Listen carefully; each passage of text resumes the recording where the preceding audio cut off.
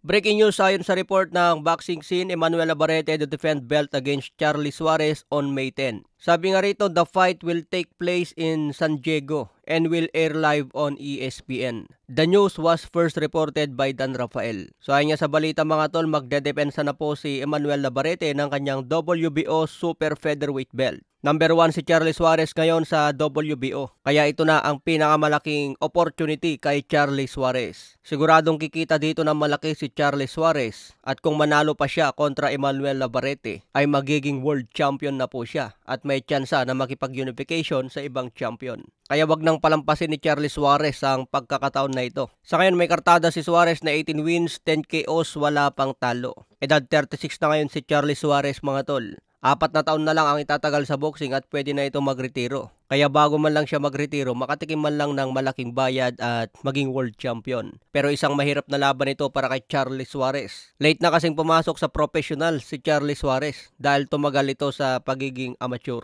Sa ibang banda ito ang listahan ng mga undefeated champion sa kasalukuyan. Alexander Usyk 23-0, Terence Crawford 41-0, David Benavidez 30-0, Jermall Charlo 33-0, Devin Haney 31-0. Shakur Stevenson 23-0, Gervon Tatang Davis 30-0 at may isang tabla. Beryl Ortiz Jr. 23-0, Naoya Inoue 29-0.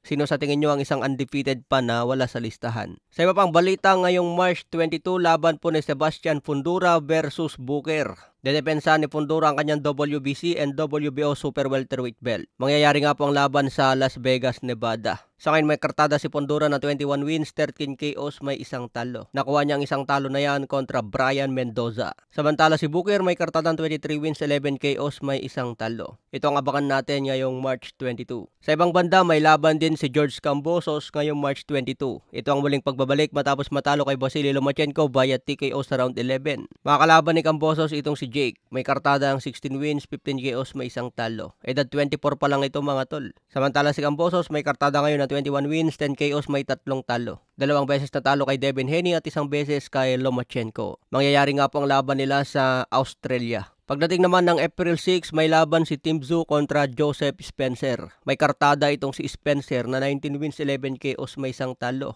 Edad 24. Samantala si Tim Tszyu may kartadang 24 wins, 17 KOs, may 2 talo na. Sa ibang banda, final weigh ni Eman Bacosa kontra Darius Makita. Galing Congo itong kalaban ni Eman Bacosa ngayong March 20. Gaganapin niya po ang laban sa Okada, Manila. May kartada itong si Darius Makita na 2 wins, 2 loss. Hanggang 6th round nga po ang laban mga tol. Samantala si Bacosa may kartadang 5 wins, 4 KOs, wala pang talo. Edad 21 pa lang si Bacosa mga tol at may tangkad na 5'10". Ayon sa interview ni Sir Paukas kanina, sinabi ni Darius Makita na nakitaan daw niya ng takot sa mata si Eman Bacosa. Kaya abangan natin ito ngayong March 20 sa Okada. Sana makapunta tayo dyan mga tol at makapanood.